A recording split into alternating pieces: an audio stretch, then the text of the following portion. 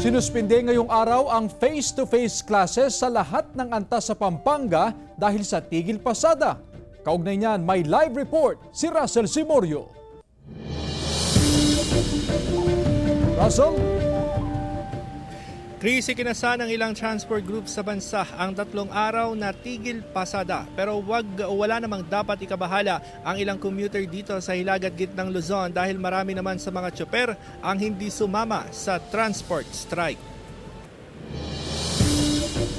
Naglabas ng executive order ang provincial government ng Pampanga para kansilahin ang face-to-face classes sa lahat ng antas sa mga pampubliko at pribadong paaralan ngayong araw dahil sa transport strike. Modular learning at online classes muna ang mga estudyante. Sa Nueva Ecija, hindi nakilahok sa tigil pasada ang mga tsoper. Sayang daw ang 3 araw na kita.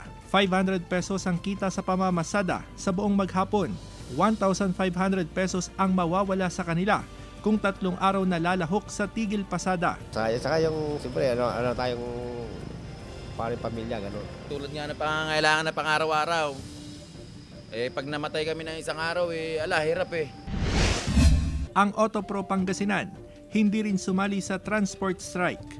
Tutulman sila sa napipintong jeepney modernization. Hindi naman daw nila isasakripisyo ang mga commuter. Kasi mostly sa Pangasinan is nakapag-consolidate na. So marami na dito, almost 10% na lang yung individual. Pero ginagawa natin ng paraan yung mga individual na matulungan natin sila para hindi sila makapag-renew sila ng kanilang prangkisa. Nakabantay ang LTFRB sa mga transport group na lalahok sa tigil pasada.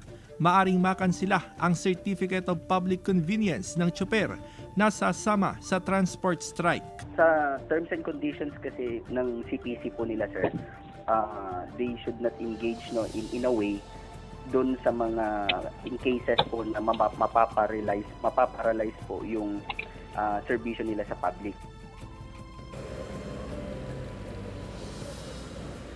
Chris, ayon sa Autopro Pangasinan, nasa mahigit 1,000 tsoper ang aasahan na papasada kada araw. Good news naman sa mga motorista at tsoper, lalo't epektibo na bukas ang rollback sa presyo ng produktong petrolyo. Nasa 60 centavos hanggang 75 centavos ang tapyas sa kada litro ng diesel, gasolina at kerosene. Bagamat may kaliitan ito, malaking tulong na sa mga tsoper, lalo't asahan nilang mapapagasto sila sa Disyembre, kaya bawat sentimong matitipid sa rollback malaking bagay na para sa kanilang pamilya. Yan ang latest. Balik sa'yo, Chris. Maraming salamat, Russell Simorio.